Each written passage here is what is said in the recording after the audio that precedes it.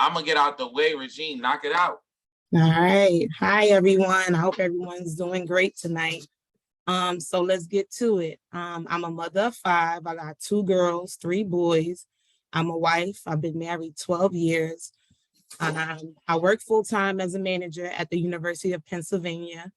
I'm also an entrepreneur business owner of 5S Enterprises, which I birthed officially 2 years ago. And that's about me. What is 5S Enterprises? 5S Enterprises is basically a company that I created. 5S stands for my 5 children. All their names start with the letter S. So I named my business after them because this is basically their company.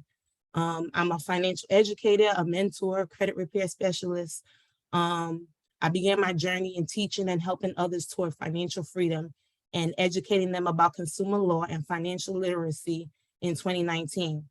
I began delving into the credit repair industry when I saw that I was able to fix my friends and my family's credit as well as my own, which pushed me to purchase my first home. In 2020, during the COVID, I went full force and I birthed 5S Enterprises, where I repair people's credit, I educate them, I teach them, I mentor them, I provide them with resources that they need towards their financial goals. So since launching 5S Enterprises, I've helped people get pre-approvals for mortgages, approvals for car loans, bank loans, lines of credit. I just help people improve their lives financially. I'm delving into debt discharge, which I'll be talking about later on in my in this presentation. So tonight I'll be talking about inquiries and late payments. So real quick, Reggie, not to cut you off, debt discharge, what is that? For those that don't know what that is. So debt discharge, what people don't know is anything that utilizes our social security number. Like anywhere you go, they ask you for your social security number. And what people don't know is your social security number is basically an account number.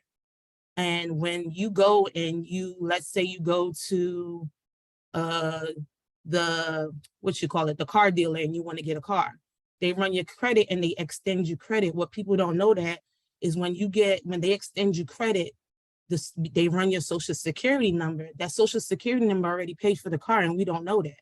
So we're basically paying double for our car. Our car is already paid for. Basically paying twice then. You're basically paying twice for a car that belongs to you. Plus the interest, right.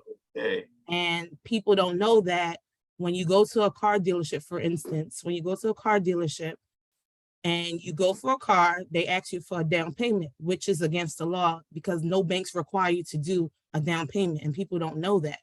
And there's something called TILA, which is basically a law that's out that basically protects us, protects the consumer. And when you go to the car dealership, they don't tell you these things, and they basically tell you have to give a down payment. This is the finance, and they basically give you a bogus contract that you don't even know you're signing up for, which you can basically rescind. Rescind means you can get your car contract canceled. And so I help people cancel their basically car loans. I'm working on mortgages right now. I can get down payments back. So that's what I mean by debt discharge. And when you driving on a highway and they got the easy passes and stuff and they send you those bills, right? The easy pass, I know how to discharge those without you paying a penny. You don't ever have to pay them. You're not supposed to pay them because you don't have a contract with them. So why are they billing you? Those things are already paid for and people don't know that. So that's what I'm, You're talking crazy right now. You're talking crazy. Okay. I see what type of time this call is going on tonight. So we talking about discharging debt. We talking about, so I got the down payment back and all the down payment back, because technically the down payment is illegal for them to ask in the first place. It's illegal, yep. Okay, all right, I'm gonna get out your way. I'm sorry, because I know you're talking a little spicy, but go ahead. All right. So we're going to start off with the hard inquiries. I know a lot of people are having a hard time getting hard inquiries off of their credit report. Me, for one, I don't like talking on the phone. I don't like going back and forth with the credit reporting agencies. So I found a method that works for me because I don't like, I don't like confrontation. I don't like people telling me no on the phone. So I found a way where you can get hard inquiries taken off your credit report, not necessarily in 24 hours or 48 hours, like, when you call them, but this way it helps you. If you don't want to speak to someone on the phone, you can do it that way if you're not in a rush to get the inquiries off.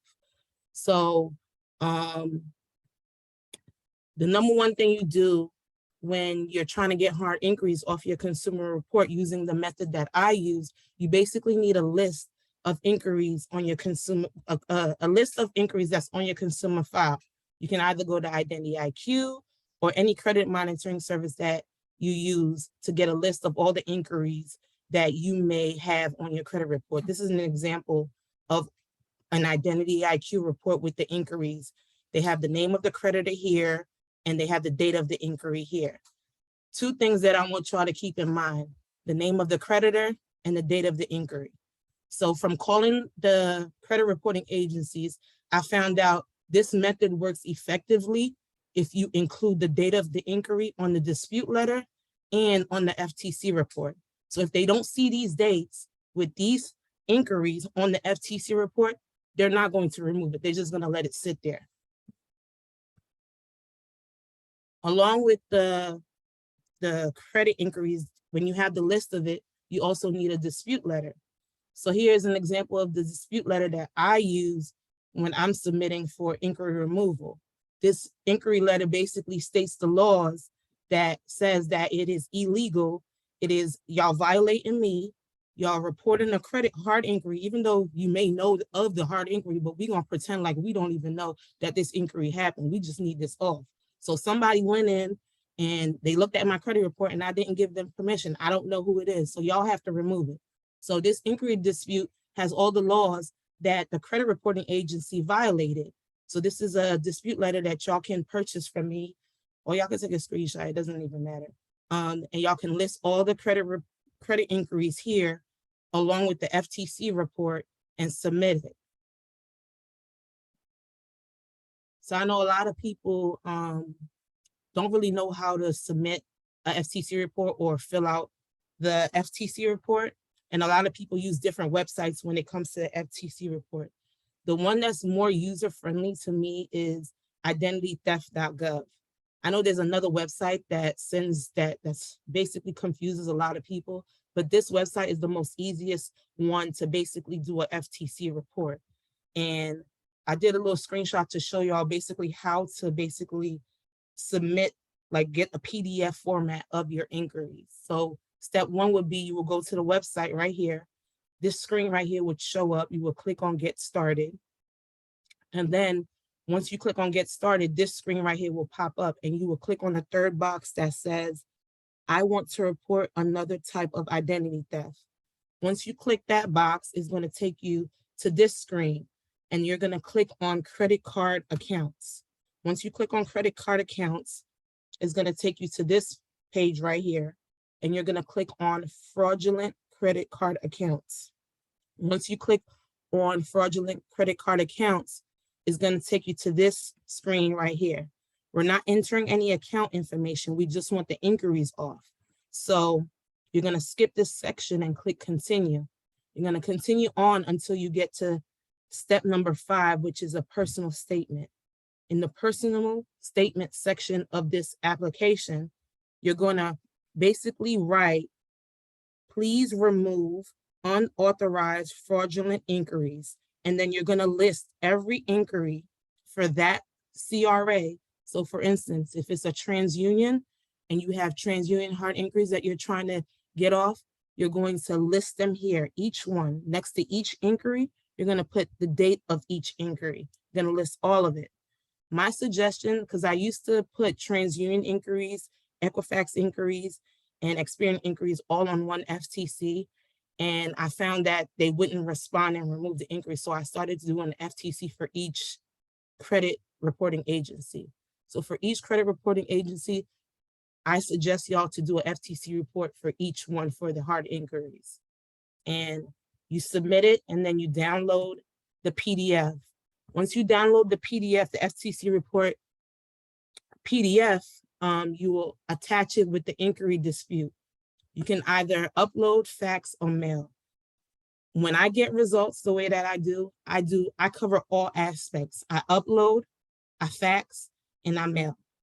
The only thing is when you're faxing, Experian does not have a fax number. So what I do is I upload to Experian, I fax to Equifax, I fax to TransUnion, I mail each dispute to each of the 3 bureaus, and I upload to each of the 3 bureaus. Sometimes if y'all don't want to wait the days for the inquiries to fall off, you can wait 24 hours or 48 hours and you can call them up and you ask them to transfer you to the fraud department like usual. Once you transfer them to the fraud department, they will ask you what the issue is. You will let them know that, okay, I called yesterday and they told me that I had to upload my supporting documentations. I uploaded it and I would like you guys to remove these unauthorized fraudulent inquiries. They're going to look up the file. They're going to see that, yes, indeed, that you uploaded or you faxed the documentation. And then they're going to basically tell you to hold on, and they're going to tell you they're going to process the removal. Sometimes they do it, sometimes they don't. If they don't, call back again. If not, just wait till they process it. I don't know if you want them to ask questions right now about the hard inquiries, or do you want me to go straight through, Herman? I don't know if he's on here. I think I'm gonna just go straight through.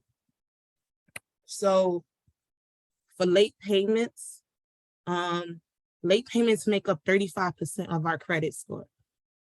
Late payments are really difficult and a pain to get reversed, but it can be done with a lot of patience and work put in.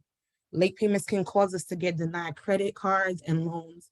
There are laws that are put in place to protect us as consumers, and if we don't know them, we don't know how to use them to our advantage to get the results that we so desperately seek. So the laws that protect us as consumers, if you guys don't know about Cornell law basically lists all consumer laws that protect us that we probably didn't know about. But these are the 3 main ones that deals with late payments. When I do my late payment disputes, I include these laws because they're the ones that speak solely on late payment transactions. And what people don't know is when it comes to late payments, they're illegal. They're not supposed to report it on your consumer file. It's not supposed to be there. I say that because late payments are considered transactions and experiences, just like utilization. I'm going to include utilization a part of this topic as well. Utilization is basically an experience because you're using your credit card and your utilization is going up. Late payment is a transaction because what happens when you are late on a credit card? They give you a late fee. That's a transaction that you're basically paying for because you were late. So when we look at the laws here,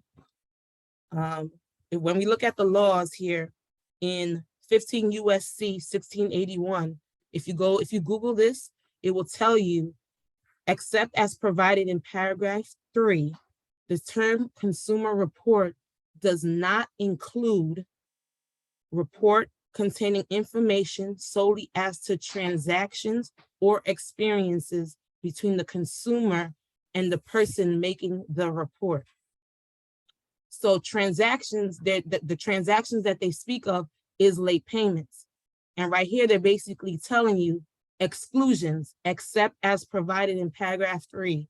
The term consumer report, meaning your credit report, does not include transactions or experiences. Experiences is your utilization.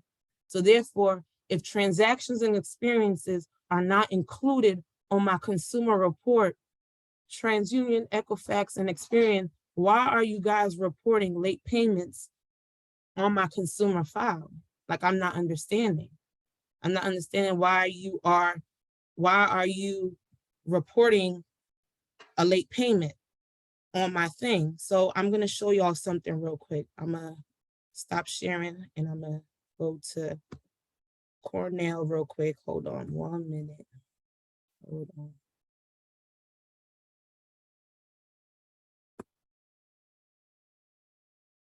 Give me 1 minute. All right. Share screen. Share sound.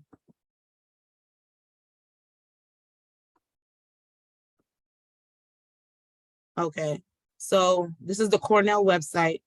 And if you go to section D right here, it says consumer report.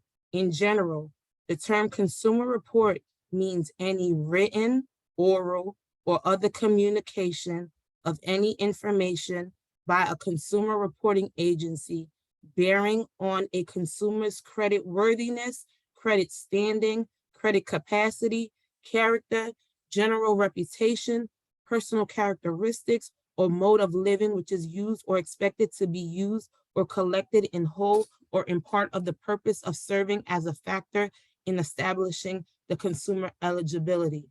So the law 15 USC 1681A basically tells me this is what a consumer report is supposed to contain.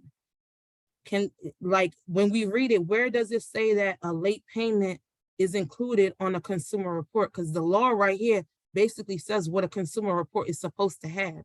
And I don't see anywhere in this paragraph where it says a late payment or credit utilization is supposed to be on a consumer report. If we go down further, like I read before, it says exclusions, except as provided in paragraph 3, the term consumer report does not include, it does not include a report containing information solely as to transactions or experiences between the consumer and the person making the report. So therefore, late payments are not supposed to be on your consumer file. And this is why I've been having so much success getting late payments off of my client's consumer file, because I've been utilizing the law and it has been working in my favor. So when I utilize the law, when I utilize the law in my dispute letters, I don't use templates. I use the law and I write my letters like I'm talking to a regular person and I submit it. So when I generate those late payment disputes, I submit first to the CRAs. When I submit it to the CRAs, I then submit it to the CFPB. I take it a step further. After I submit it to CFPB, I submit it to the Attorney General of my state. What people don't know that if you go to the Attorney General website of your state, there's a section on that website that says consumer complaint. That section is made just for us to submit complaints to. The Attorney General wants to know if someone is breaking the law when it comes to your credit file. They want to know this stuff. So that's why they have that up there for us to use. So I go on the website, I submit the dispute to the Attorney General, and I also mail these disputes to the CRA, the CFPB, and the Attorney General, and I wait. And then I send the letter over to the creditor so they know that, you know, I'm disputing this late payment, and these are the laws that y'all violated. And this is how I get late payments off of my clients. I don't get them off, I get them reversed. I don't suggest for people to get late payments deleted. The reason why I don't suggest for people to get late payments deleted is because when you go and you ask in your dispute letter for them to delete the late payment, you run the risk of them deleting the whole account. And you might have 2 or 3 years of good credit history and only had one late payment and they just deleted your whole thing. So instead of telling the CRAs to delete a late payment, you ask them to change it to pay as agreed or change it to okay. Because if you tell them to delete a late payment, you run the risk of them deleting the account, or you run the risk of them closing the account if it's on an open account that's open. So that's how I remove late payments. And I'm at the section of questions. I'm not sure if Herman is on there to see. Yeah, I'm still on here. So okay. we got a couple of questions in the chat. And now, guys, if you have any questions, drop them in the chat. And for some people, if you know how to raise your hand, click raise your hand on your screen, and I'm gonna allow you to talk, okay? So a couple of questions, sis. So Tamika asked, so I have a collection on my credit report, and it's showing straight across the board on all 3 credit bureaus, but I checked my credit report recently and saw that it had been removed from Experian. Now, the thing is, I had a credit repair person that was working on my credit, but I was not obtaining results I wanted. So the question is, how do I approach the other two bureaus? Do I do a 609 letter, or do I have to go through a verification method? I'm kind of stuck. Okay. So when it comes to collections, I'm gonna be honest with y'all, do away with those 609 letters. The reason why I say do away with those 609 letters is because Equifax, Experian, and TransUnion are familiar with them because we have run them down to the ground. Their system knows every word, everything that's in those letters. So they don't necessarily work anymore. They lost their value. So that's why I always tell people, when you're generating your letters, generate them like you're talking to your friend on the street. It will prompt your letter to be kicked off the system and land in front of a real person. So when it comes to collections, Tamika, I want to ask you, the collections that's on the other two bureaus, have you received collection letters in the mail from that company? That's a good question. Let me see if Tamika's still on. I don't know if she's still on. Tamika, if you're on, raise your hand so we can ask. Oh, yeah, she's still on, Tamika. So hold on. Let me allow Tamika to talk. Hold on. Tamika, can you hear us? It says you're still on mute, Tamika. But can you hear us, Tamika? Okay, can you hear me now? Yeah, we got you, sis. Talk to us. Yeah, how you doing, Herman? How Regine? How are you? Hey, how are you? I'm fine. Thank you so much for this valuable information. Really appreciate it. No So yes, problem. to answer your question, I have received letters in the mail from the collections. You didn't throw them out, did you? I don't know where I misplaced it somewhere. I don't know where it is. Okay. Don't ever throw those letters away. That is your golden ticket to get those collections off your consumer file, and it will never reappear on your credit report. I say that because when they send you those collection letters, it's because the original company that you signed up with that company, they sold it to that collection agency.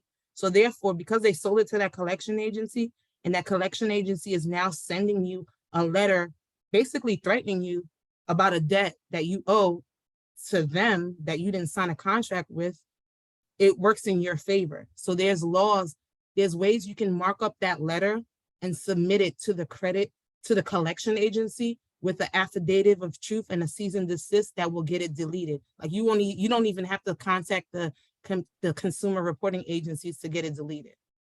Wait a minute. So you saying like you can mark up the actual collection letter, mark up the actual and send it back to them. And send it back to them with the laws and an invoice of their violation and a cease and desist and affidavit of truth. And they will send you a response. Either it's deleted with a check, or we have removed and you will no longer receive any mailings from us anymore. Regine, talk to me. Regine, talk to me. Regine snap Nazi. Regine is snapping right now. Regine is snapping right there. She said, send the letter back, put some markings on it, and send an invoice because they owe you a check. They owe you a check. That's wild. I just did it for my husband. He had a $1,300 AT&T bill that went into collections with Southwest Credit Systems. I marked up the collection. If I had a screen, I don't know if I have it. I marked it up and I sent it right back to them with the invoice and with the affidavit of truth and cease and desist. They deleted it within 4 days. Wow. All 3 bureaus. Yes. 4 days. Okay. So I don't have to. So once they delete it, right, Regina? I don't have to worry about the debt reappearing. It will never appear on your consumer file, and you will no longer owe that debt. Oh my! Because you didn't sign a contract, nor did you give them permission to contact you. You didn't sign a contract with the new company, so you don't owe them anything. Right, right. You don't owe them anything. That's why I tell people, don't you ever pay collections. Unless y'all negotiate for a pay for deletion, you don't ever pay collections accounts. Okay. So how I do that markup? Can I get with you on that, or you can get with me on that, and I can show you. I'm gonna drop her her one-on-one link, guys, in the chat at the end. Regina, can you text it to me? Yeah, I'll text it to You you. text it to me and I'll make sure I drop it in the chat, and I'm gonna make sure you guys get the text message, the email. I'm gonna put it in the Facebook group. So I'm gonna make sure you get this information. T, that was an amazing question. Thank you so much. All right, so let's go to our next question. What is the most effective way to clean up personal information because the letters don't seem to be working? Okay, so with personal information, you basically got to tell them what you want. Mhm. You basically can't use those regular template letters. You basically have to tell them what you want. This is my address, and this is the only address that needs to be on my consumer report. And that's on period. You send them, you send them your ID, you send them your supporting documentation. And if you speak to them, you can tell them that you uploaded it. This is my address, and y'all have to remove it. And also, to take it a step further, you can also submit that same dispute to the CFPB to escalate it. And trust me, they'll delete it when it comes to personal information, because they'll tell you, oh, this address is connected to this account. Okay, that's not my address. I don't live there. And because you sent them your ID and like a Yes, PDF that's my utility address, bill. right? That means y'all reporting inaccurate information. Y'all listening? Okay. Y'all listening? All right, this is a good one. Thank you for that. Great question. Jerry Spence, shout out to Jerry. Jerry's my guy. Jerry asks, those inquiries from earlier, right? Can you take them off of open accounts? What if the account is still active? Oh, no, I would not suggest you to do that. Okay. I would not suggest you to do that because you run the risk of having that account closed. And Okay. I say that because TransUnion, when you submit that dispute for inquiry removal with TransUnion, they actually investigate to see if it's linked to an open account. And you don't want them to contact those creditors if this is an open account. They will close it. Okay. They will close the account. So I don't suggest you to ever remove a hard inquiry on an open account. And if it's an open account, let's say it's a Capital One account and you opened the account in 2020 and you just went back to Capital One and they ran your credit again, I don't suggest you to try to get that Capital One inquiry, that recent inquiry off as well, because then you run the risk of them like, well, why is she trying to get that inquiry off? They'll close the account. So just leave it there. Okay. Great question, Jerry. Thank you so much. Keisha asks, how long should I wait before sending letters to remove disputes before sending info again? So I would wait till the dispute comes out of dispute. Like if it's in dispute, don't submit a new dispute. Wait till it comes out of dispute before you submit a new dispute. I've never had any issue with doing that. Okay. So wait till it comes out of dispute, wait about 7 days. I'll say 7 days. And then you can go ahead and challenge that account or inquiry again. So wait 7 days after it comes out of dispute. Yes, wait 7 days. A new dispute. Right. Okay, excellent. Ms. Howard asks, what if a letter comes from an attorney's office for collection? They like to scare us. They like to scare us. That's a scare tactic. Once an attorney sends you something saying that you owe money, they now become a debt collector. It's written in the law. It's called the FDPCA, I believe. Yes. Once an attorney sends you a letter about a debt you owe to another company, they are now liable. They are now a debt collector. So you treat them like a debt collector. So you mark up that letter just like you mark up a collection letter, and you ask them to cease and desist. You send them an affidavit of truth. You mark it up, and they will stop. They will, you put in the dispute letter, I want your demands. Basically, you need to cancel this judgment, seize all mailings, and remove all of this information from my credit report. Excellent. That's a They're really breaking laws, but they're trying to scare you because they feel like because they're a law firm, they can, scare you to paying that debt. No, once they send you a mailing with your name on it with a debt, they now are a debt collector because you're trying to collect a debt from me. So you're now a debt collector. Heavy. Got you. Andre asks, where do you get cease and desist letters and letters of truth? I have my own that I've written up. You can get them from me if you want. Okay. and Yeah, we're gonna drop your information. I can provide them to you. Okay. Don't forget to text me your link. And do me a favor so I can make it easy for everybody, so I can just copy and paste it in chat. Send me your Instagram too, so I can just drop it in chat and everybody could click and follow you ASAP. Next question. How can I get my student loan removed from my credit report? My student loan is in collections. So I guess pretty much the strategies that you talked about earlier, but is there anything else specific to student loans, Regine? Student loans. So when it comes to student loans, depending on how long, student loans are not supposed to be on your credit report for more than 7 years. You can challenge student loans just like you challenge collections. I've sent collection dispute letters for student loans and I've gotten them removed. You can submit it just like that. Okay. And they'll come off. Excellent. So I'm gonna ask one more question and answer in the question and answer question, then we're gonna go to a live person. We got a couple of you guys that raised your hands. So Kareem asks, can I remove late payments from an open account? So Kareem, I don't know if you came a little bit later, but this whole call was about how to reverse the late payment on an open account, because you don't want to lose that time.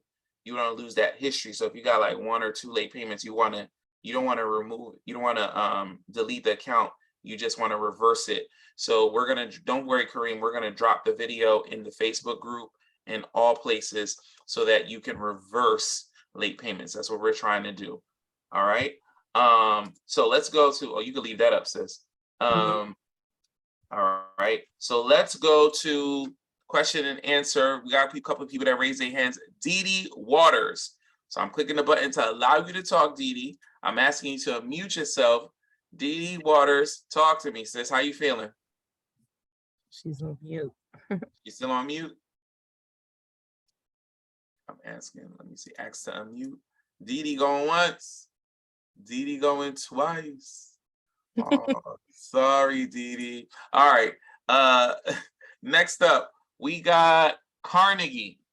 Carnegie has a question. I'm gonna allow you to talk, Carnegie. Can you hear us, Carnegie? Yeah, y'all hear me? Yeah, we can hear you, bro. What's up, man? How you feeling? I'm great.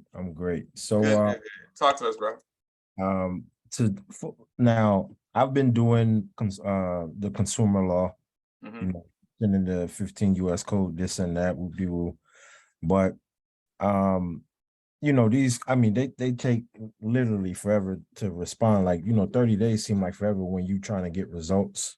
They do.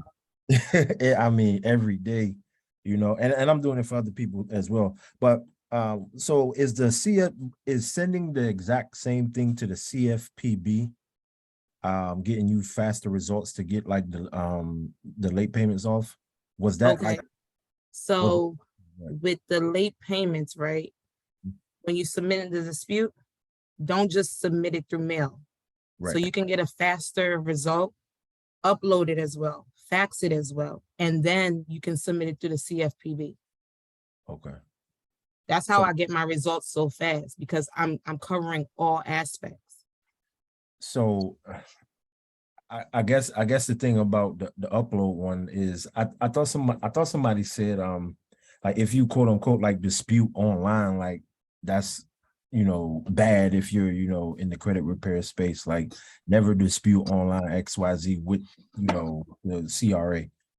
Okay, so with that, if you're not trying to seek remedy from the consumer reporting agencies and you're just trying to clean up your credit, you can you can submit your disputes online. If you don't want remedy, if you're not trying to do arbitration, if you're not trying to take them to court, if you don't want no money and you're just trying to fix your credit, you can dispute your stuff online. Right. Okay. Now another question: do you send everything certified, like with the green return slip? Because that's adding up. God, it's like $10 a letter. I can show you how to do it for free. Nah, it's Regine. Gee, you sure? You give it too much. You sure how to do it for free? Really? I can show you how to do it for free. I mean, I don't ever send anything certified, but I can show you how to do it for free if you want to send your stuff certified. There's a way you can send all your mail certified for free. Are you kidding me, Regine? You don't have to pay a dime. I just paid $100. Yeah, you don't ever have to do that. All you need is that green slip. Yeah. and a red stamp, and I'll tell you all the information that you put on that paper, and you don't Wow. ever have to pay. You just go to the post office, the Drop lady off. gonna look at you and tell you have a good day. What? Man, if y'all book this consultation with this, yo, Regine, too much. Yeah. Carnegie, you're Yeah. about to save a fortune, bro. But Regine, I want to ask you something. You said you don't send them certified, but do you need to? Like, is that even necessary? Even though we know how to do it for free, is it necessary? To be honest with you, I've never sent my stuff certified, and I've gotten the results that I'm getting now. I've Okay. never sent anything certified. So you just Okay. put the stamp on it and it's I gone. just put a stamp on it and drop it in the mailbox. Okay. What? Okay.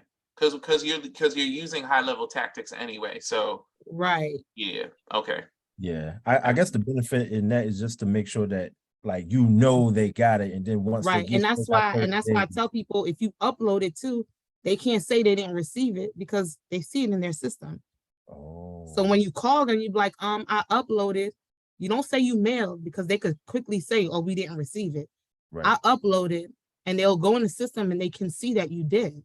Okay. Well, that Okay. makes sense. But if they don't respond in 30 days, is it like it's the fact that if they don't respond, in that 30-day window, like it has to come off whatever you disputed?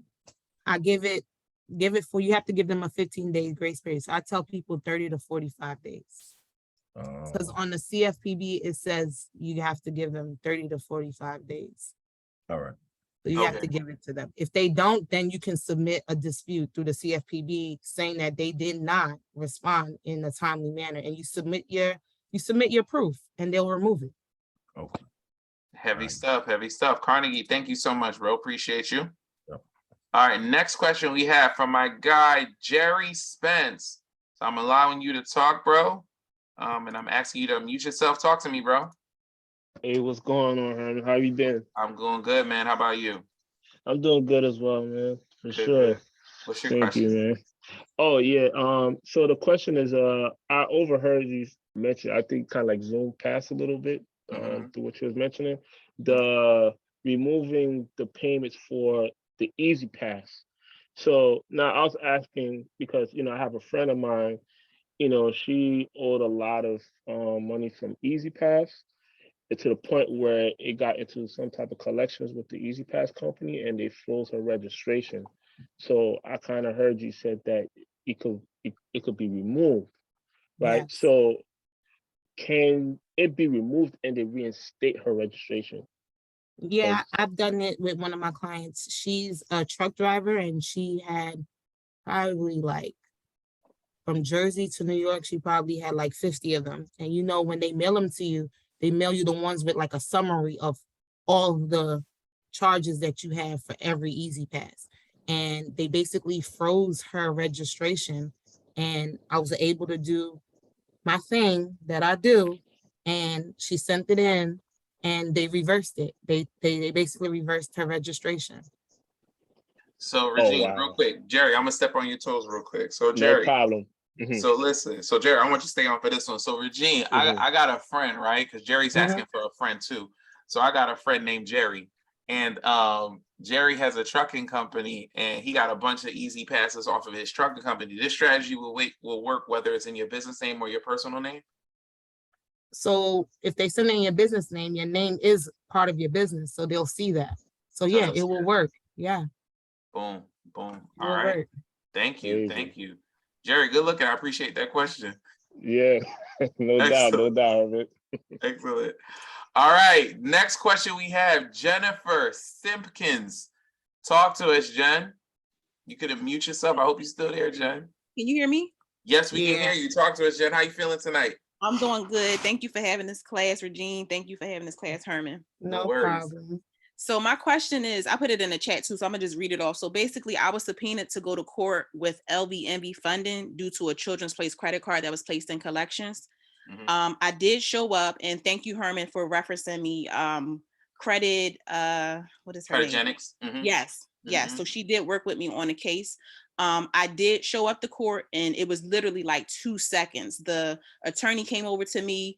that was representing LVMV funding and asked, did you receive any documents in the mail from us? And I said, no, the only document I received was a copy of a credit card statement saying that I owe a balance. He said, well, you're going to win because we didn't do our part.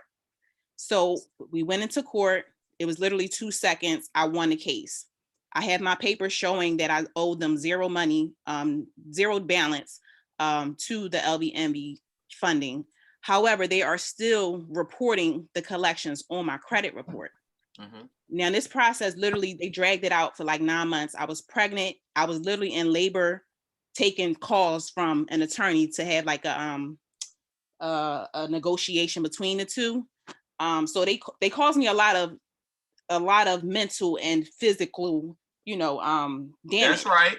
Yes, they did. And I also had it documented literally in my health notes when I was going to like my prenatal. I was literally stressed out because of this. So I'm trying to figure out how do I or can I countersue, because they caused me a lot of stress during my pregnancy. And that's $1,000. What else they caused you? Emotional stress. There you go, $2,000. What else? Keep going, Jen. You got a prescription from the doctor. That's $3,000. Yeah, they had my record, like my information on public record. I was receiving notices from lawyers telling me that I had they threatened you. That's $4,000. That's $4,000. Didn't you have to take off an extra week of work? I did. I actually did. There you go. That's $5,000. Yeah. Pain and suffering. That's $6,000. There you go. It was really bad. So I was just wondering, like, and like I said, they're still reporting on my credit. Yeah, that's $7,000. So that's $7,000. I hope so. Jen, we're recording this call, so I want you to go back and try to get the $7,000. So you're going to list all 7 of these things. But to go back to your original thing, yes, with the strategies that we went over today, yeah, you can use it to get them collections. Yep. Yeah. Okay. All right. Thank you. Absolutely, Jen. Go get that $7,000. We need that receipt. I will. Thank you. I appreciate it. Absolutely, absolutely. Pain and suffering. All right. Next up, we got Andre Lewis. Andre, I'm gonna allow you to talk. Can you hear us, Andre? All right.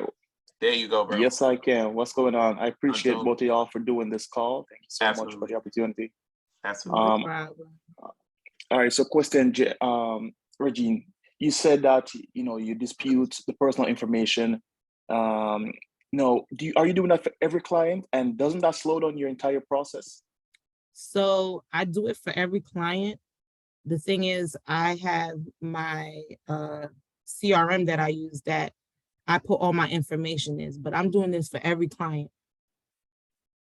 So what do you mean? Like, because it takes, when I submit those letters, like I still have to wait 30 days. Right. Just for personal information, and they still don't come off. So when you're doing the personal information, right? So you're submitting a dispute for personal information, you're waiting? Yes, I actually broke my code and I submitted after I realized that it's not coming off. I just started to give myself 7 days. So I submitted on Monday. Next week, Monday, I started the validation process. Is that something that would make sense? Did you block your secondaries? No, Oh, that's probably, you have to always block your secondaries, especially when you're doing personal information and when you're trying to get a negative item off your credit report. You should always do that. Okay. Because if you don't do that, you run the risk of them saying that the account is verified and they're not going to remove it. When I submit my disputes, say I'm trying to clean up their personal information, I submit everything all at one time. I'll be honest with you. So if I'm submitting a dispute for one client, so if I'm submitting a dispute for a client, I'm submitting a dispute letter, personal information, has all the personal information I want them to remove. If I'm submitting information for collections, all the collections is on that one dispute letter. If I'm submitting something for a charge off, everything is on there. If I want to remove a negative credit card, there's a dispute letter for there. I upload it, I fax it, and then I just wait. Interesting. Okay, and you actually do the you say you block the secondaries, like? Yes, I block them first. Yeah, I block them first. I wait, and then I wait like 24 hours, and then I submit. Oh, and then what's the process like to unblock those? Is it an easy thing? Just So, do it in one so day? when you block the secondaries, your client will receive a PIN code in the mail. They need to save that PIN code. So when they're ready to unfreeze those secondaries, that PIN, they will call, they will provide that PIN, and it will get all the secondaries. Well, whatever they call it will get unblocked. Fire, Okay, all right. Thank you. fire, fire, fire. I gotta You don't start. have to do it, Andre. Don't think that you have to unblock the secondaries for them. They have the PIN, they can do it themselves. I'll just tell them when. Yeah, you let them know when to do it once you're done with them. Yeah, Awesome. Thank you. you're Excellent. welcome. Thank you for that question, Andre. That really helped the entire group. I really appreciate that. That was a really, really good one. All right, next up, a mentor. How are you doing? It's been a minute. How you feeling tonight? I'm good. How are you? Good, good, good. It's really good to hear your voice. So talk to us tonight. What question you have for us? I just have regarding it's a piggyback off of what the previous caller just said. So I suppressed my LexisNexis, my Innovis, all of that, but yet they're still reporting and still saying that they're verifying. And I have it's a long story and I'll condense it. I have a bankruptcy that's not truly a bankruptcy. I didn't file. It was a long story, but a misfile. And I've been trying to remove that and it's just been problematic. Okay, so the bankruptcy was basically dismissed. You didn't go through with it, correct? Correct. Yeah, it was on for literally 24 hours. And when I noticed what somebody who was helping me, what they did incorrectly, I went to the court, I dismissed. This is back in May and it is November and I'm still disputing. Okay, so what you need to do is, what state are you in? New Jersey. Okay, so the court that has the bankruptcy, you're gonna send them a letter requesting them to tell you that they don't report to any CRAs. You need that letter first. So you're gonna tell them your situation, tell them this bankruptcy is on your credit report. The credit reporting agency is saying that they got the information from them. The bankruptcy court is going to send you a letter saying that they do not report any information to any third-party credit reporting agencies. Once you get that letter, you're going to upload it to all the CRAs. You're going to send it over to LexisNexis because those are the ones that basically furnish the bankruptcies. You're going to send it to them. They have to remove it. The thing with them is public information, but there's a system called Pacer. In order for you to access Pacer, you have to create an account. So if you have to create an account, how did y'all get that information if you have to create an account to get that information? Yes, it's public information, but you have to create an account. Where did you get my information? Did you ask me for permission to get that information? So LexisNexis violated the law and reported that information to the CRAs. So now they violated because they fraudulently used your information to get information that you didn't give them permission to get. So once you get that letter from the bankruptcy court, you're going to submit it to LexisNexis, and you let them know that the bankruptcy court said that they didn't give you any information. So now LexisNexis is going to send you a letter saying that they removed it. You're going to send both of those letters to the CRAs, and they have to remove it. Okay, so I've done part of what you said. I've already requested from the court back in when I learned about this was probably June, about a month after everything happened. I did send it to the CRAs. It basically ignored. TransUnion is now owned by a company called LCI. Okay, so you have to contact LCI.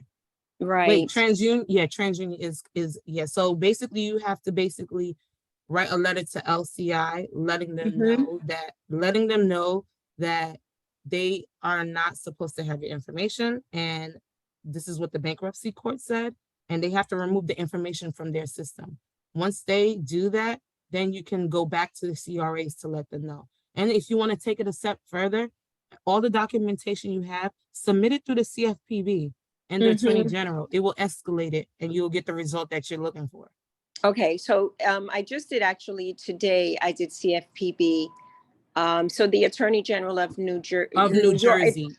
Well, it was actually filed in New York, even though I live in New Jersey, it was filed in New York. So the Attorney General in New York is where I should submit it as well, Yes, correct? yes. Okay, great. Thank you. You're welcome.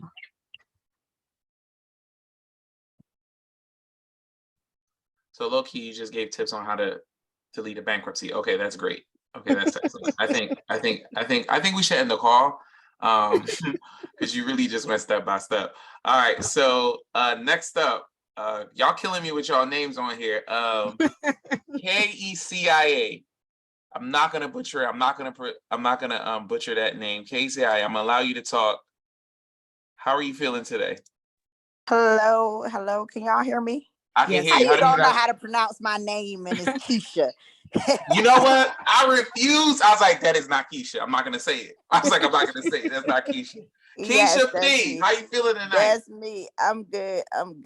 Is How the y'all call doing? valuable so far tonight? We are hour in. The call is very, very valuable. All right, cool. I wish everybody that I knew could have been on here to listen to this. I fortunately do not need it right now, but I am gonna take all her information and pass it along because I do have some people that was just asking me like, I have somebody working on my credit. I haven't gotten anything. I say you need to find somebody else. Exactly. And I ain't trying to repair nobody credit. So, but my question is because I've been running the plays, getting some funding, some financing. I got the inquiries on my credit now, right? And I want to remove them, but I'm like Regine. She don't like calling the people. She don't like them telling her no. She don't like whatever. So I don't want to call nobody, right? So I haven't called anybody. But somebody said that I should have tried to get them off like as soon as I did it, right? That's right. And I didn't. So how can I get them off now? Because I need to come to PA and file my foreign entity and get some more business credit.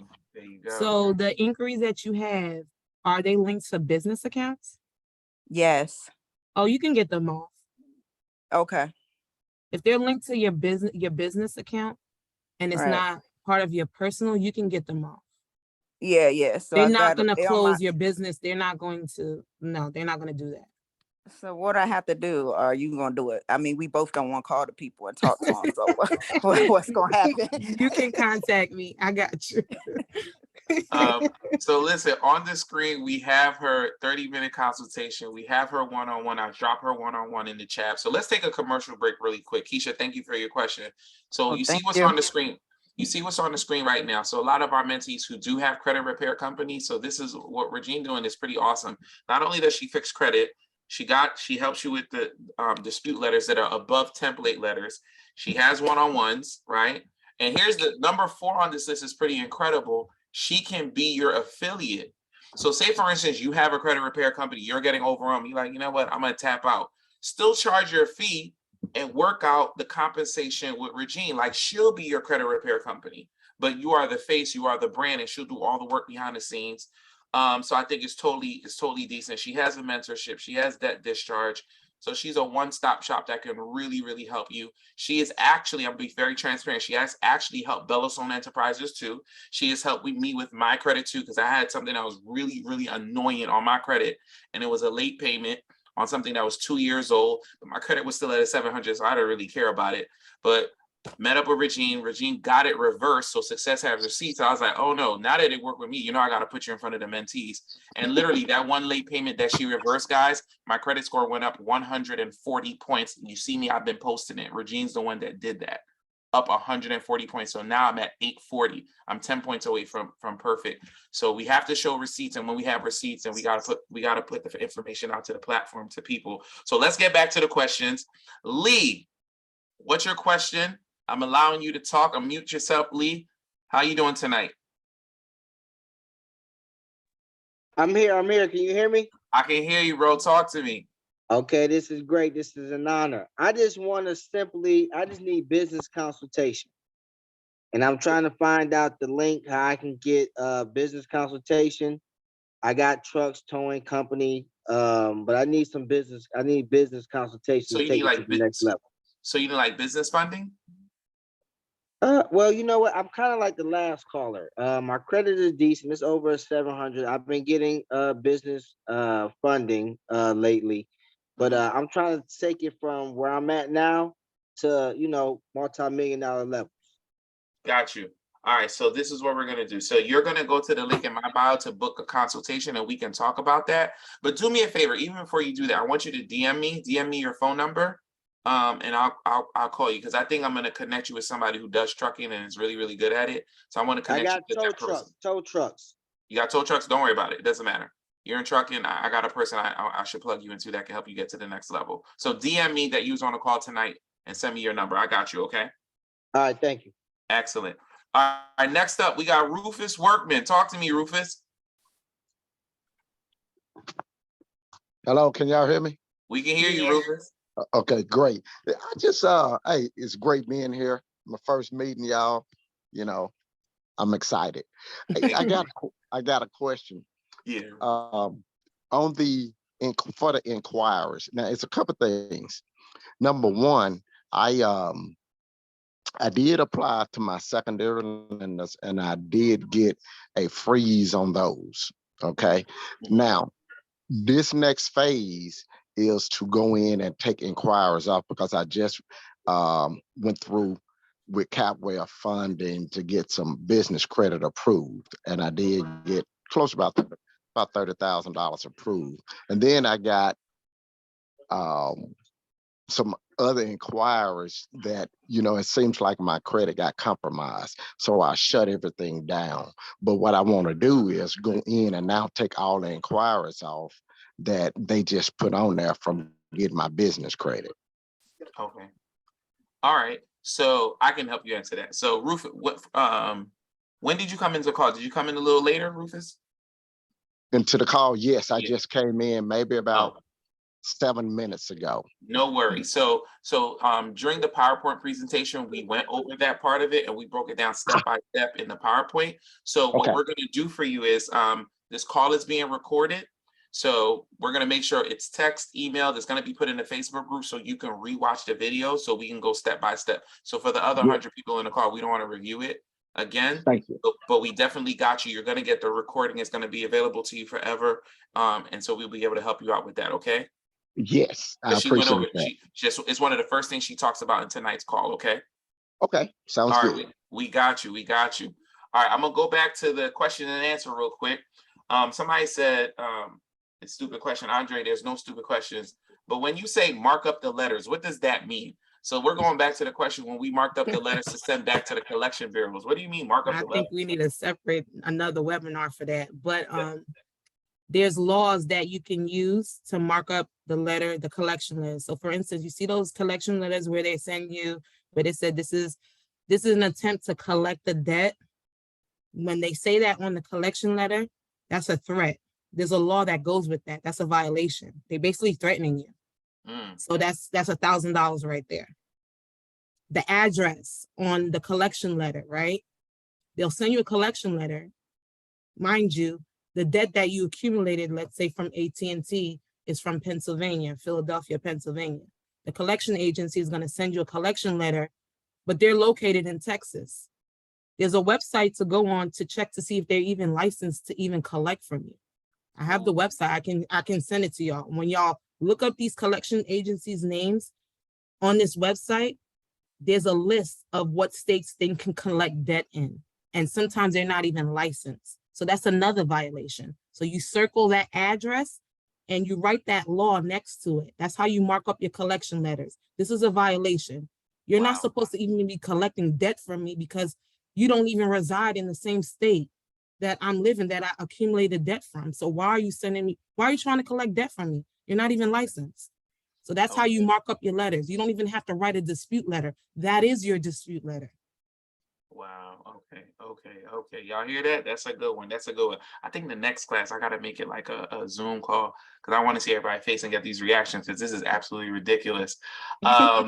Next question. Marlon asks, what if you can't find the secondary PIN? What if you lost that? You can always request it. You can always call them up. You can either call them up or you can go on the website and request a new PIN. They'll send it to you. Okay. I know with check Um, systems, you have to call them and they're gonna mail it. They're not gonna give it to you over the phone. Okay. MG asks, after LexisNexis sends you a letter stating that they removed the bankruptcy, what can I do to get remedy from LexisNexis? Oh, you save that removal and you send them an invoice. Wow. So they just literally shot themselves in the foot. They removed it. So you're gonna use the law that says fairness and accuracy. They basically violated you. They submitted inaccurate information to a third-party credit reporting agency without your permission. You didn't give them written oral permission to do that. And they saw that when they delete something, that is admission. And when you admit, you're gonna pay the fine, which is $1,000. Okay, great one. Donovan asks, is it possible to remove inquiries for credit limit increases or inquiries from like mortgages? Mortgages, if it's on an open, you can, because what are they gonna do? Close your mortgage? Yeah, right. They're definitely not gonna do that. They're Yeah. not, they can't do that. Yeah. So And I've usually removed mortgage inquiries before. yeah. And usually Yeah. mortgages, they outsource their credit check to somebody else. So To somebody else. yeah, Yeah, so you those could have can come got off. right. So it's gonna come off. So if you got like a mortgage with Chase, somebody else ran your credit. It wasn't Chase, and you got approved for the mortgage. So you should be good. All right, let's And go you back don't to know that, and you don't know that. So you were unaware it was a third party running your credit. So correct. that you can use that as a dispute as well. Correct. All right, let's go back to the hands up. Richard, my guy, how are you feeling tonight, bro? Are you available to talk to us? Can you hear me? Yeah, we can hear you, bro. How you feeling, bro? I'm doing good, man. I'm doing good. How about yourself? Good to hear your voice, bro. What question you got? Man, I got good to hear you too, bro. I just hopped on. I'm late. But did y'all talk about it? My team has been having trouble with CFPB been closing the disputes and saying that it looks like a third party company sent it without identifying themselves. How do y'all usually handle that?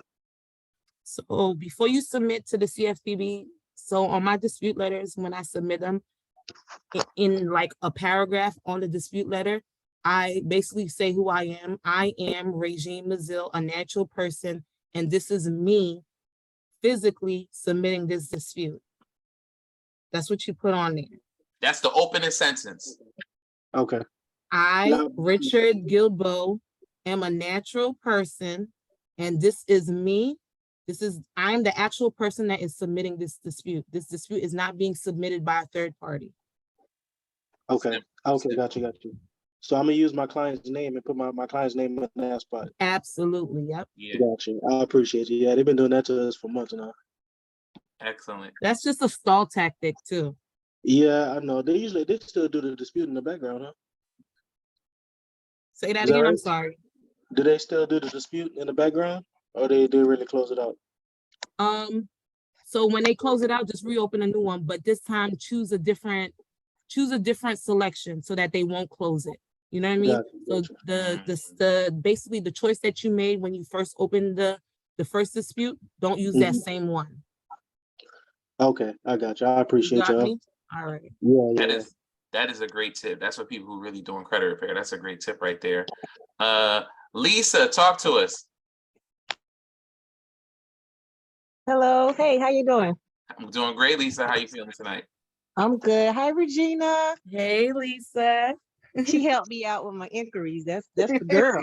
That's the girl right there. Yes, it works too. Oh my God, thank you for helping me with all that. But my question is, how? Because I just posted this in a Facebook group too.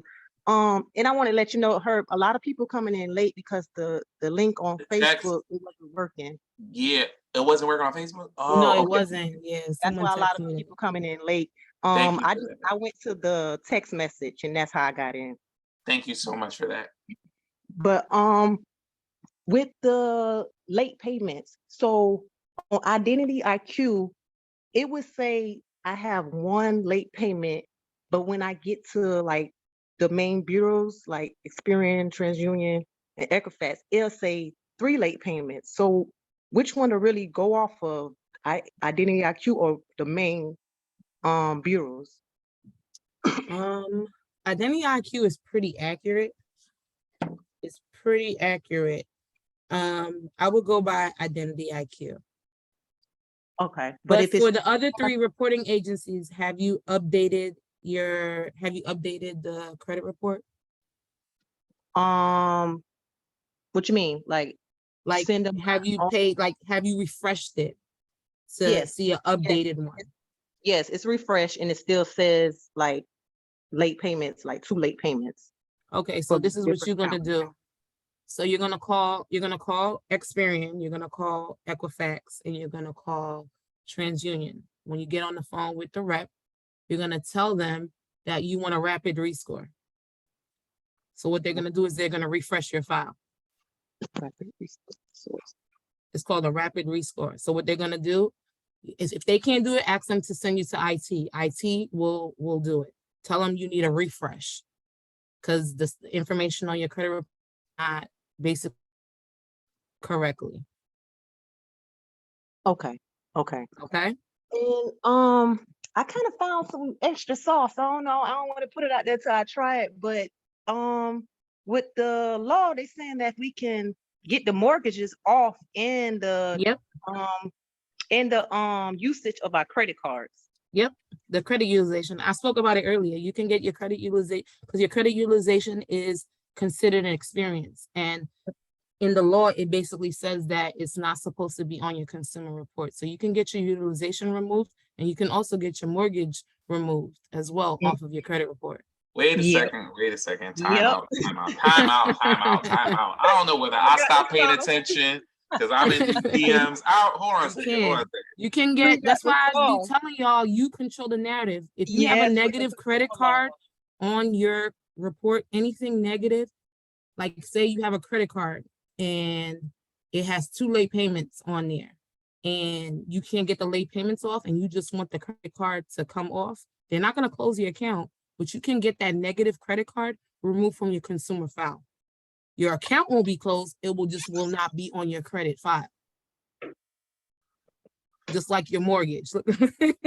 Yep. That's wow.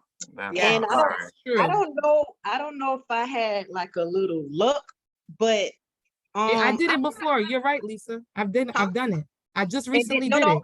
I was talking about with the collections. I got a couple of collections off from the FTC report. Yep. And I did it a certain way and put collections, and they removed all the collections off. All the collections, yep. At one time. One time. Crazy.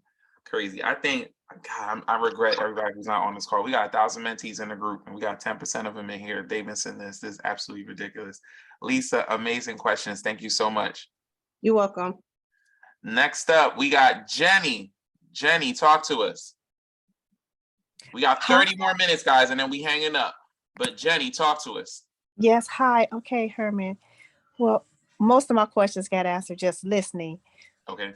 Hi, Regina. I definitely will be in touch with you. But my question to you, Herman, is I am in trucking and I really need to take it to the next level. So can I DM you, text you?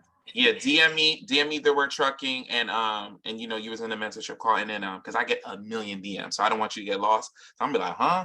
But if you text me, hey, I was in the call trucking, here's my phone number, I'm gonna connect you with some people who are really power players that can really help you out. And I'll give you an example. So somebody called me on Saturday, and they're in trucking and they're doing pretty good. And they was like, hey, I need $100,000 in funding. So I sent them some no personal guarantee business credit cards, and then I connected them with somebody who has a brokerage, right? So now that he's able to put his trucks under her brokerage, right, he's gonna be able to literally double his income, because you know the brokerage is the middleman. So right, now, exactly. Right. So now she's just gonna work out his percentage, double his income, and then he's like, he's gonna be totally good. And he paid a $500 consultation fee. He's like, Herman, I just literally 1,000% my money. But because you guys are mentees, just DM me. I got you. I'm gonna make sure I connect you. Awesome sauce. Awesome. Thank you. I got you. Absolutely. Yes. All right. Thank you. Okay. No problem. Shirley, unmute yourself. Shirley, talk to me. Hey. How y'all doing? Oh, I'm so excited for being on this call tonight. So like saying earlier, you had mentioned about the collections to get it off if they had sent you, if the collection agency sent you a letter, then you can mark it up and send them an invoice. But my situation is that they did not send me a letter. I just happened to see it on two of the credit agencies. How do I get it off then if they've never sent me any communications and they're just on there? So the information that is on your consumer file, you're gonna use that information and you're gonna transfer the information that's on your consumer file onto the cease and desist and affidavit of truth letter, and you're gonna mail it to the collection agency. Because they didn't send you a collection notice, that's a violation right there. So you're going to basically attack them with that cease and desist and the affidavit of truth that's in one letter. And you're gonna basically tell them that they need to delete that off of your credit report. So you don't even need the collection. If you don't have the collection letter, you can use the information that's on your consumer report to do that. Like the name, the account number, how much you owe, the original creditor. You can use all of that information to input it in my affidavit and cease of desist letter and just mail it off to them.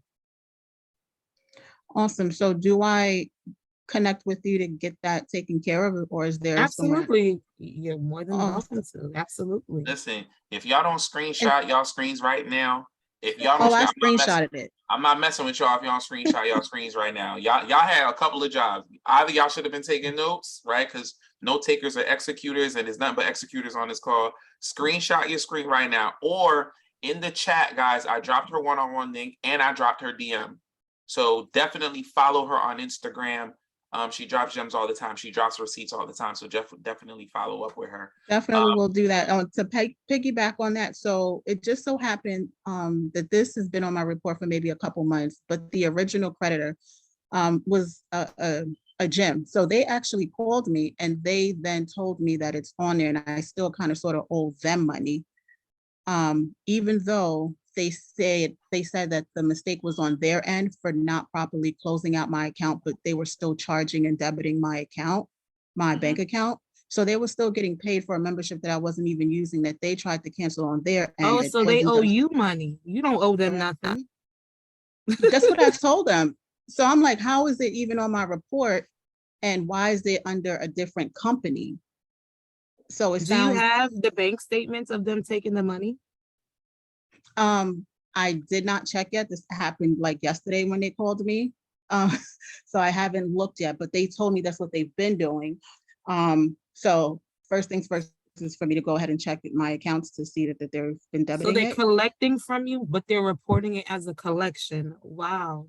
That's right. That's what she called me and told me and confirmed this what they did. And I asked them for corporate's number for somebody in accounting. They said there isn't a physical number. There's just like an email address for me to contact someone. I said, like, this is completely wrong. I don't even understand why you're calling me. And you're literally telling me that you've been charging me, but yet I still owe you money and you send me to collection. Like, how does I would call back and record the conversation.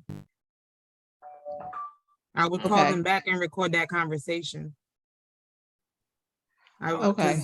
Because there's a lot of violations going on, because that means the account is still open, but they're reporting it as a collection and another company is trying to collect from you. That's the easy removal right there. Yeah, and a check. And a check, right. And a check. I think that's another webinar, how to sue these people properly. Yeah. Bet. Okay, so I will definitely do some research and be connecting with you. I appreciate it. No Thank problem. you. Excellent. Next question we have from K Champion. Talk to us. Hello. Hi, everyone. What's up, Casey? Talk to us. How you feeling today? I'm well. This is very good information. Good. My credit, again, like some others that I heard tonight, is very good. But I did, when I went to the class, we had talked about the Bank of America play with the car, with the cars. So I did get the 4 loans. And I went to like this off-brand dealership. So not like Toyota or Honda or BMW, nothing like that. Just like an off-brand one that sells like multiple cars. I told them that I had a pre-approved loan from Bank of America. They asked me to fill out this form, right? So I filled out the form. And as I was filling it out, I saw that they was asking me for my social. So I stopped and I told the guy, I'm like, listen, I don't need credit. I'm like, I already have a pre-approval from Bank of America. So he's like, no, no, no, that's not what that's for. It's for us to identify you. So I proceeded to fill it out. I gave them the application. As soon as he gave it to his manager, they ran my credit. I started getting alerts on my phone. So I'm like, what is this? So I looked it up. They ran my credit. Bank of America was an inquiry, and Capital One. Wow. Yeah, Wow. I was like, okay, I That's a have to go step lawsuit. outside because You I know was why they so do that? pissed. I'm about to give y'all some sauce. You know why they do that? You know why they did that? Wow. Every Mhm. time that an inquiry, they run an inquiry on your social, that is money, okay? They get paid. An account is opened, right, on your social. Every time they run an inquiry on your social security number, that company gets paid, and people don't realize that. Regine, you going down the rabbit hole. You going down the rabbit hole too much tonight. I need to mute you real quick. And the fact that you did not know that, you can get remedy from every last one of those companies that are in your credit, $1,000 for each inquiry. Wow. Right. Yeah. Because you were unaware and they lied to you. They were deceptive. Did lie. They lied to you. They definitely lie. And then not only did they run it on Bank of America, who I already had the pre-approval for, they also ran it on, had it on Capital One. But yeah, So you now can I have definitely those. fight that. So I have those 2 inquiries on my credit, and I have the other original Bank of America. So I have 2 Bank of Americas on there for the car play that I did, and then I have the other one that they did plus a cap. Wow. She could I got definitely the 4 fight that. cars. I mean, I got the 4 cars, not through them, because after that I left. I went someplace else and got my cars. But at the end of the day, I was so pissed off. But now I have all these inquiries on my credit. Well, you came to the right place. I don't know if you came on late, but we talked about how to get the inquiries off earlier in the video. I'm so gonna book a consultation with Regine. Okay, excellent. Do that too. Yeah. I dropped it in the chat. Definitely Thank rewatch the you. video, but she broke it down step by step. But I definitely we got to get those off. We appreciate you, Kay. Thank you so much. Thank you. All right, guys. We got 15 more minutes. We're gonna get some high-level questions in. There's so many in the chat. There's so many in here. I know we was gonna be able to get to everybody, but I know this was gonna be a dope call. But please tap in. I dropped her Instagram. I dropped her one-on-one consultation. Please, please, please tap in with Regine. She's helped me personally. She's helped Bella Sloan personally. She's helped so many mentees. If you're in the Facebook group, like you see her name in the Facebook group all the time. So we had to get her in a call. Regine, I'm definitely gonna call you afterwards. We have to do a live class together. Definitely the people are thirsty for this information. We have to help them out. All right, next caller, Calvin.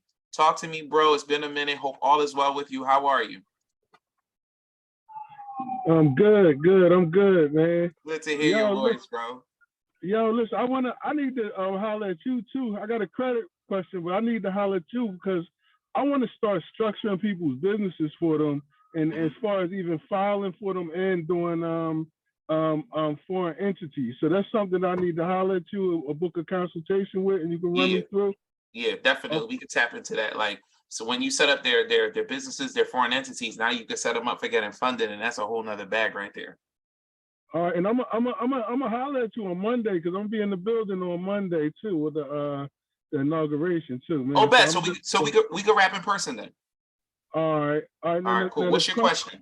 All right, so the question is now, like when I do my credit repair stuff, sometimes I just I get a little crazy. I try to attack them different ways, just to see, you know what I mean, like it's a fight. Like I don't know if a poke in the eyes and a punch in the stomach is that a good combination? You know what I mean? I try different stuff.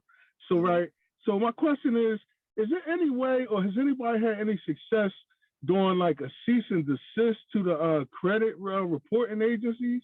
Is that something that you can do and that'll work? All right, I'm gonna allow it this one time. Regine, can you run it back real quick? But Calvin, definitely watch the video again. We're recording it, but we talked about that. But Regine, high level, can you run it back real quick? So you saying the credit reporting agencies themselves, a cease and desist, that you can't do? You can do it with the creditors and the collection agencies, yes. But the credit reporting agencies, you can't send them a cease and desist because the information that they're getting is from third party. So you have to basically attack the source, the people that are reporting this information to them. Okay. All right. It was just worth a try, because I figure if you could tell them to stop and make them I mean, stop, if you that try was it a and it good thing works, to you do. let me know, but that's something different. All right. Thanks a lot. Definitely. All right, next call. I don't have favorites. All right, guys. I just want to say I have favorites. I love all my executors, but Celestial, you have a special place in my heart. Celestial, I'm glad you're on the call from the West Side.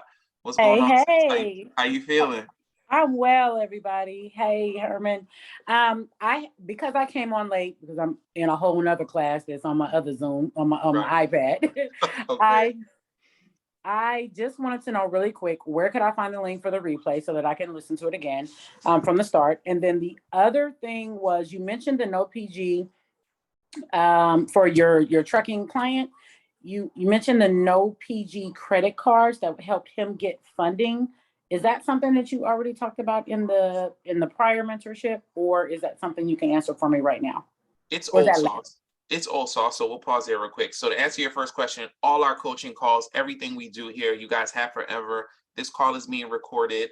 It will be put in Kajabi. It will be put in the Facebook group. You will be texting email when it's uploaded. So you're in good shape. Gotcha. And yes, it's old sauce. So this guy, he like found me on some podcast and just went to the link in the bio, booked the consultation, and then I gave him, Divvy Capital on tap. So he never heard of them before. So it's old sauce to us, but to him it's brand new because he was using his cash every week. And I was like, bro, just get a no PG credit card, and then you moved it from 7 days to 30 days, and that information just changes life.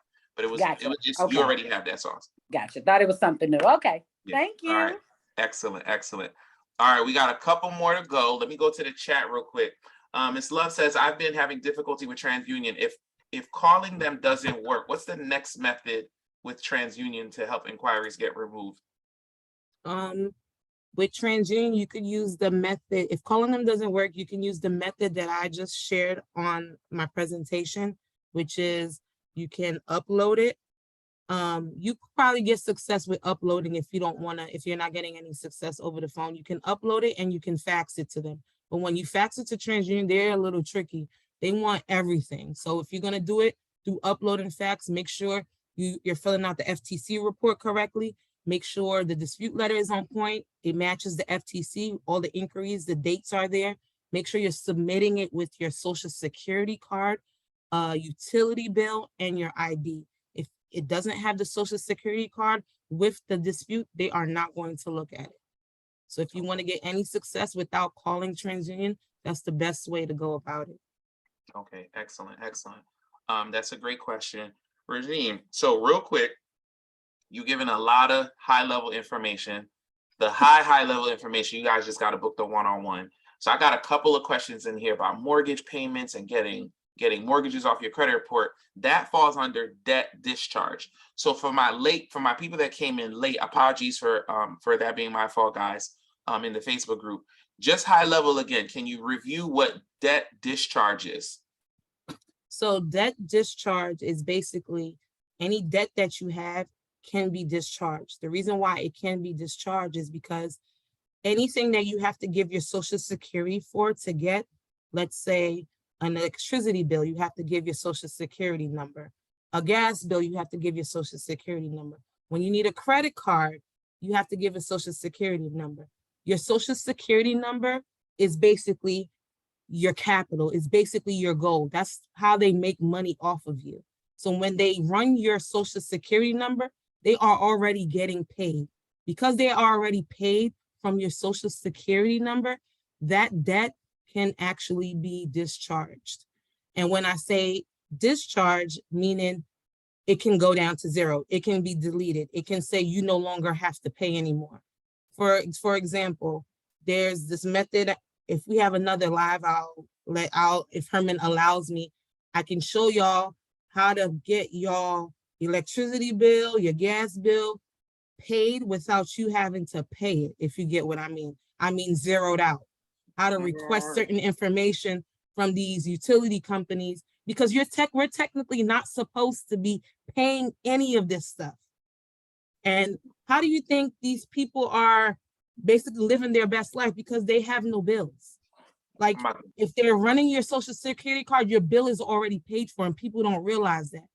So when you call the utility company, you ask them for a W-9 because they're putting your social security at work. I'm gonna mute you. That's enough. Didn't I tell you that's enough? I need to have a pre-call before my guest, so y'all don't do too much on the calls. You're doing a lot, Regine. You're doing a lot. This is high level. This is high level. It's another class on talking about that's another conversation. On talking about what your social security is.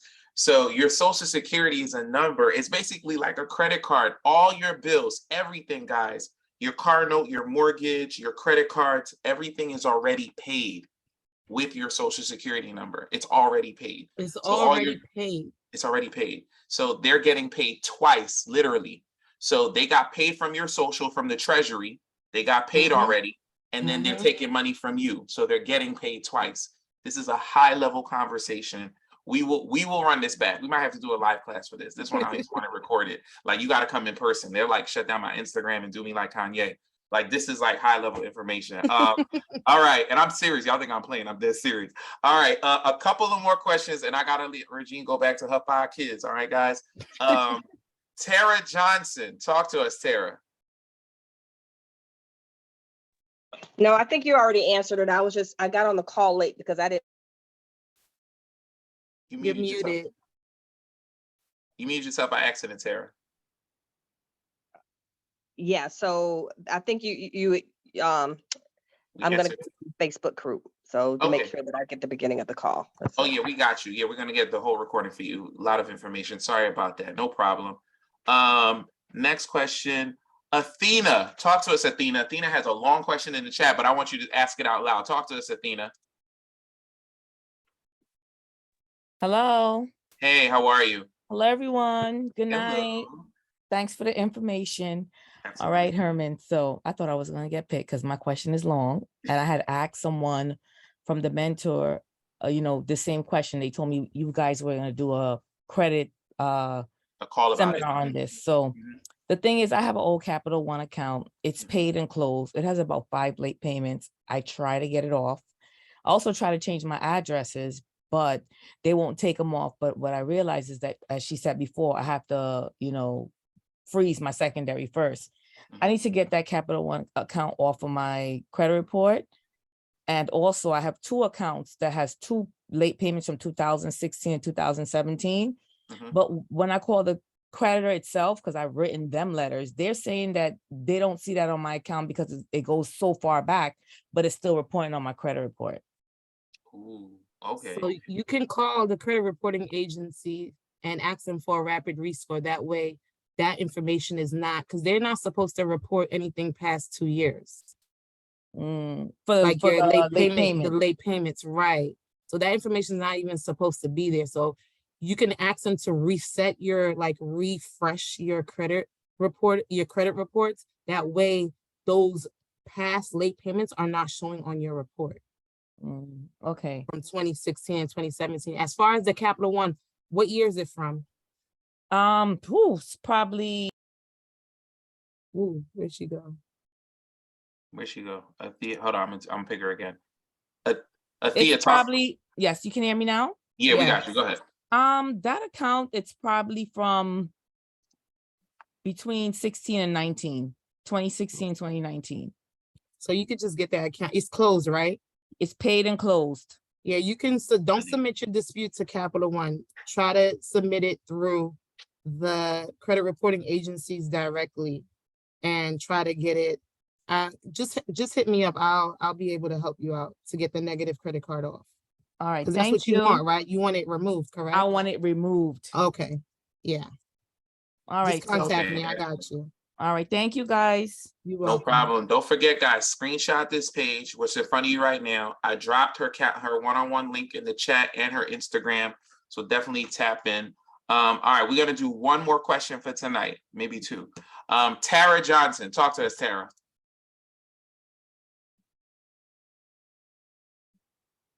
Tara, you still on mute? Oh, I already picked Tara. I'm sorry. I already picked Tara. Let me pick somebody else real quick. Hold on. Serge, talk to us, Serge. Can you hear me? Yeah, we can hear you, Hello? bro. Yeah, we can hear you, bro. Oh, awesome. All right, great. I came on the call pretty late, but I have a question here. It may have to do with this, or it may not. So it has to do with cease and desist or discharge when it comes to IRS. Because I'm getting like a IRS letter for old tax for a frivolous claim. And I'm wondering that if I don't handle it, will it be show my credit report and then deal with it then? But can this be discharged, or can I dispute the IRS and send like a cease and desist letter, or do like a discharge with them so that I don't get this letter anymore? You can do a cease and desist along with the affidavit of truth, and you submit your documentation of what was frivolous, and they'll basically fix it. That you send it to the IRS. You send it directly to the IRS. Yes. Wow. Okay. What exactly is that? Because I have no idea what that is. What, the cease and desist? No, that, and also the affidavit of truth is Yes. basically listing all the truths about the account. All the truths about the account and what you say is right about the account. So basically, whatever they're telling you that you owe or whatever the situation is, you're basically telling them, no, this is the truth. This is what's supposed to be going on with this account. This is not my account, or whatever is going on with your taxes. And then they have to investigate that. It's going to send them to investigate. They're not going to contact you until they investigate and see that what you're saying is the actual truth. And they have to submit whatever you put in that affidavit. And if they can't provide it for you, they have to basically discharge it. Okay. Is it possible to get with you on that one? Absolutely. To get it done? Absolutely. Okay, so I could book a one-on-one or a 30-minute consultation to get it done, because A I don't one-on-one. want this thing to become an issue. Yeah, a one-on-one. Yeah, one-on-one. All right. So a one-on-one, she'll show you how to do it, or you can pay her to do it for you. So she got you either way. All right, great. All right, thank you so much. So I appreciate the answer. Thank you. Excellent. And hey guys, here's a tip with the one-on-one, right? With the one-on-one, she'll teach you how to fish, right? So when she teaches you how to fish, guess what? Now you can do it for your other clients. And now you learn. So I always recommend the one-on, I call it tuition. I pay my tuition to learn, and then I could teach it to my other people. I have one more question I'm gonna take from the chat, and Regina, I'm gonna let you go. How do I remove check systems? I get this question a lot. How do I remove myself from check systems? So the way you remove yourself from check systems is you basically have to request your consumer file from check systems, like you would do any credit reporting agency. You would request your consumer file because it's like a credit report. They show all the banks that you ever banked with and what you owe. And you basically review it and you dispute everything. You basically dispute everything. You keep all your secondaries basically frozen, and I would freeze the CRAs as well. I would freeze the CRs as well, and I'll submit regular disputes just like I would do with the 3 credit reporting agencies. You would be like, I have no knowledge of this account, and they have to investigate. And that's how you get those things removed from check systems. Excellent. Great tip. All right, Regine, that's enough. That's it. You gave too much. You went a little overboard. I thank you for just going way overboard. The Facebook group was DMing me. They're like, yo, she needs to do a webinar. So I gotta show y'all the credit hack. That's the last thing, and I'm done. Oh, show us. Go ahead. Show it to us. All right. So the Credit Karma hack. Okay. This is the Credit Karma hack, but it only works for TransUnion. Okay. Through Credit Karma. All right. If it doesn't work for y'all, please don't kill me. But it's worked for me. Okay. So this hack works for only the removal of collections and medical debt off of your TransUnion account, but only through Credit Karma. So you're going to log into your Credit Karma account if you have collections or medical debt. You're going to click on the collection. The thing with this play is you can only do one account at a time. So you're going to dispute one collection. You're going to click on the collection. You're going to dispute it. It's going to send you to the dispute screen where you're going to just put a dispute reason. You're going to click on, I do not own this account, or I have no knowledge of this account. Once you click that, You're gonna click other.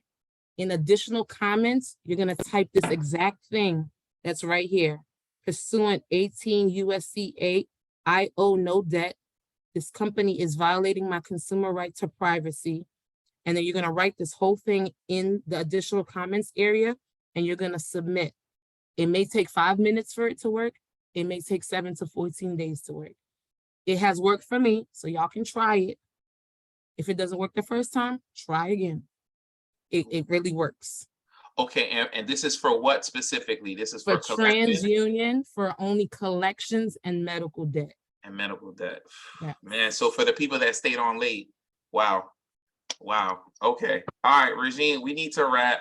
I'm thinking we need to do a live class like for like a weekend and really get people to come to Philly and do something crazy. I'm down for it. This is gonna, and then by then you probably know more stuff too. This is absolutely amazing. I wish I could unmute everybody so everybody could give you a shout out. But in the meantime, this is what y'all need to do. I dropped her Instagram name. Go follow her ASAP. I dropped her one-on-one link. Go follow her ASAP. I'm gonna send you the video recordings. Please tap into one of our top tier mentees of Bella Sloan Academy, but she's been doing her thing for a long time, guys. She went down the rabbit hole and she's a guru in and of itself. She's helped Bella Sloan. She's helped me myself. So I had to put her on the platform in front of everybody. Regina, I thank you so much for tapping in with us this evening. We're definitely going to talk this week. I appreciate you. Have a great and wonderful evening, everybody. Don't forget, Black Friday is coming up. It's going to be absolutely crazy.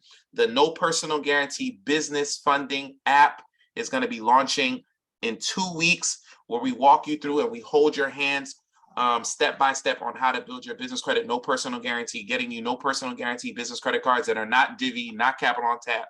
We're going to give you the next level of that, how to get cards in your business name, no personal guarantee. We're going to show you guys how to do that step by step. And with this app that we're having, we're going to be doing weekly coaching calls that's going to walk you through the process. So you're not just buying my application and then you're on your own. No, every single week we're going to meet up with the team. So we're going to answer all the questions to make sure we're walking everybody through no personal guarantee funding. Nobody else is doing this application. Nobody else. We're going to be the first to do it. So we're really excited about that. Blueprint Summit, March 25th. We're locking in our amazing speakers. So we would love to see if everybody on the call could definitely come out. But Regine, again, thank you so much. Don't forget to execute, guys. We will talk to everybody soon. It was nice being here tonight, y'all. Y'all have a blessed night. Peace.